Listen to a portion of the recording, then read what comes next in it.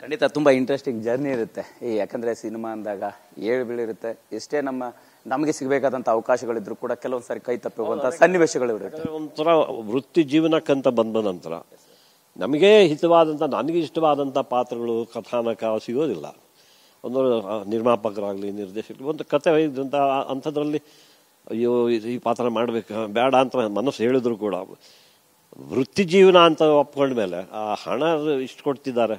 ಈಗ ನಾನು ಅದನ್ನು ತಗೊಳ್ಳದೇ ಇದ್ರೆ ಇನ್ನೊಬ್ಬನಿಗೆ ಸಿಗ್ಬೋದು, ಇನ್ನೊಬ್ಬನಿಗೆ ಸಿಗೋದು ಹೋಗಲಿ ನನಗೆ ಸಿಗೋದಿಲ್ಲ ಅದು ಅನ್ನೋ ಸಂದರ್ಭದಲ್ಲಿ ಅಂಥ ಇಷ್ಟವಿಲ್ಲದೆ ಇದ್ದರೆ ಕೂಡ ಕೆಲವು ಪಾತ್ರಗಳನ್ನು ತಗೊಂಡಿದ್ದೀನಿ. ಆದರೆ ಅದಕ್ಕೆ ಸಮರ್ಪಕವಾಗಿ ನ್ಯಾಯ ಕೊಟ್ಟಿದ್ದೀನಿ. ಸರ್, ಈಗ ಇಷ್ಟ ಇಲ್ಲದೆ ನಿಭಾಯಿಸುವಂತ ಪಾತ್ರಗಳು ಕೆಲವಿರುತ್ತೆ, ಇಷ್ಟ ಇದ್ದು ಕೈ ತಪ್ಪಿರುವಂತಹ ಸನ್ನಿವೇಶಗಳು ಕೂಡ ಇರುತ್ತೆ ಸರ್. ಈ ಜರ್ನಿ ಸಂದರ್ಭಕ್ಕೆ ಸೊ ಯಾವ್ದಾದ್ರು ಅಂತ ನೆನಪಾಗುತ್ತೆ ಇನ್ನು ಕಾಡುವಂಥದ್ದು ಸರ್, ಇದನ್ನ ಮಾಡ್ಬೇಕಿತ್ತು ಮಿಸ್ ಮಾಡ್ಕೊಂಡ್ವಿ ಇಷ್ಟು ವರ್ಷ ಜರ್ನಿಲಿ ಅನ್ನುವಂಥದ್ದು ಸರ್? ಅಂದರೆ ಕೆಲವು ಚಿತ್ರಗಳು ಇಲ್ಲಿ ಕನ್ನಡ ಚಿತ್ರದಲ್ಲಿ ಆ ರೀತಿ ಯಾವತ್ತೂ ಆಗಲಿಲ್ಲ. ಯಾಕಂದರೆ ಇಲ್ಲಿ ಬೇರೆ ಬೇರೆ ಪಾತ್ರಗಳನ್ನು ಮಾಡಬಲ್ಲ ಅಂತ ಗೊತ್ತಿದ್ದಾಗಲೂ ಕೂಡ ಅನೇಕ ಬೇರೆ ನನ್ನ ಹಿರಿಯ ನಟರು ಕೂಡ ನಿರ್ಮಾಪಕರು ಅವ್ರ ಹತ್ರ ಹೋದಾಗ, ಉದಾಹರಣೆಗೆ ರಾಜ್ಕುಮಾರ್ ಅವ್ರ ಹತ್ರ ನೀವು ಅವನಿದ್ದಾನೆ ನೋಡಿ ಅನಂತಿದ್ದಾನೆ ಅವನನ್ನು ಹಾಕಿ ಮಾಡಿ ಅಂತ ಅವರು ಹೇಳಿದ್ದುಂಟು. ಹಾಗೆಲ್ಲ ಬಂದಿವೆ. ಅದೇ ವೇಳೆ ಕೆಲವು ಸಲ ನಮ್ಮ ಕರ್ನಾಟಕದಲ್ಲಿ ಆ ರೀತಿ ಇಲ್ಲ, ಬಟ್ ಹಿಂದಿ ಚಿತ್ರಗಳ ಅನೇಕದಲ್ಲಿ ಸ್ವಲ್ಪ ಕಾಲ ರಾಜಕೀಯದಲ್ಲಿ ನಾನು ಒಂದು ಯಾಕಂದರೆ ನಾನು ಮೊದಲು ನಟನಾಗೋಕ್ಕಿಂತ ಅಥವಾ ನಟನಿಗಿಂತ ನಾನು ಕೂಡ ಒಬ್ಬ ಈ ದೇಶದ ನಾಗರಿಕ, ನನಗೂ ಹಕ್ಕುಗಳಿವೆ. ಸೊ ರಾಜಕಾರಣದಲ್ಲಿ ನನಗೂ ಆಸ್ತಿ ಬಂದಾಗ ಒಂದು ಪಕ್ಷದ ಪರವಾಗಿ ಹೋದಾಗ ಕೆಲವು ಪಾತ್ರಗಳು ಹಿಂದಿ ಚಿತ್ರರಂಗದಲ್ಲಿ ತಪ್ಪಿದವು. ಆಗ ಅದರ ನಂತರ ಹೀಗಾಗ್ತಾ ಇದೆಯಲ್ಲ ಇದು ಈ ರೀತಿ ನನಗೆ ಅನುಭವ ಕರ್ನಾಟಕದಲ್ಲಿ ಬರಲಿಲ್ಲ. ಕಡೆಗೆ ಅದಕ್ಕೆ ಹಿಂದಿ ಚಿತ್ರರಂಗವನ್ನು ಬಿಟ್ಟು ನಾನು ಪೂರ್ತಿಯಾಗಿ ಇಲ್ಲಿಗೆ ಬಂದೆ.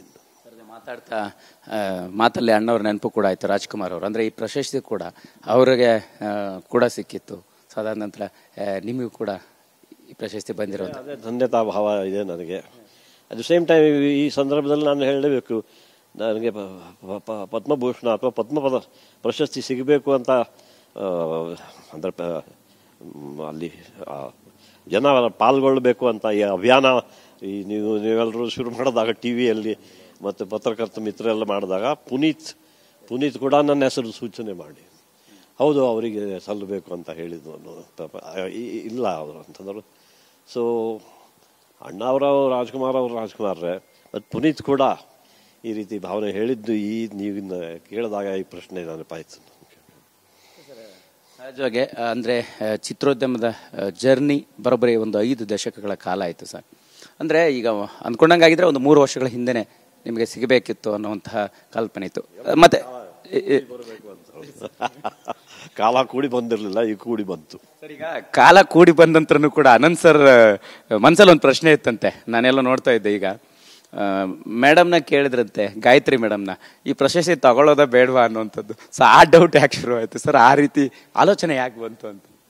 ಅದೇ ರೀತಿ ಅಂದ್ರೆ ನಮಗೆ ಡೌಟ್ ಇರಲಿಲ್ಲ. ಇನ್ ದ ಸೆನ್ಸ್ ಅದು ಬಂದಿದೆ ನಮಗೆ, ಗಾಯತ್ರಿಗಾಗಲಿ ನನಗಾಗಲಿ ನಮ್ಮಿಬ್ಬರಿಗೂ ಗೊತ್ತಿತ್ತು. ಇದು 3 ವರ್ಷದಿಂದ ಈಗ ಮೋದಿಯವರು ಈ ರೀತಿ ಸಾರ್ವಜನಿಕರು ಈ ಪದ್ಮ ಪ್ರಶಸ್ತಿಯಲ್ಲಿ ಪಾಲ್ಗೊಳ್ಳಬೇಕು ಅಂತ ಒಂದು ಅವರ ಇರಾದೆಯನ್ನು ಹೇಳಿದ ನಂತರ ಇದು ಶುರುವಾಯಿತು. ಇಲ್ಲಿ ಸೋಷಿಯಲ್ ಮೀಡಿಯಾದಲ್ಲಿ ನಮ್ಮ ಅನೇಕ ಕನ್ನಡಾಭಿಮಾನಿಗಳು, ಕನ್ನಡಿಗರು ಎಲ್ಲ ಅದರ ಮೇಲೆ ಭಾಗವಹಿಸಿದ ನಂತರ ಇದು ಬರ್ತದೆ 3 ವರ್ಷದಿಂದ ಇತ್ತು. ಸೊ ಹಾಗಾಗಿ ನಮಗೆ ಆ ಡೌಟ್ ಏನೋ ಬರ್ತದೆ, ಜನರೇ ಆರಿಸುವಾಗ ಏನಾದರೂ ಒಳ್ಳೆಯದೇ ಬರ್ತದೆ ಅನ್ನೋದೊಂದು ಅರಿವಿದ್ದರೂ ಕೂಡ ನಮಗೆ ತಿಳಿಸಿದಾಗ ಆ ರೀತಿ ಬಂತದ್ದು.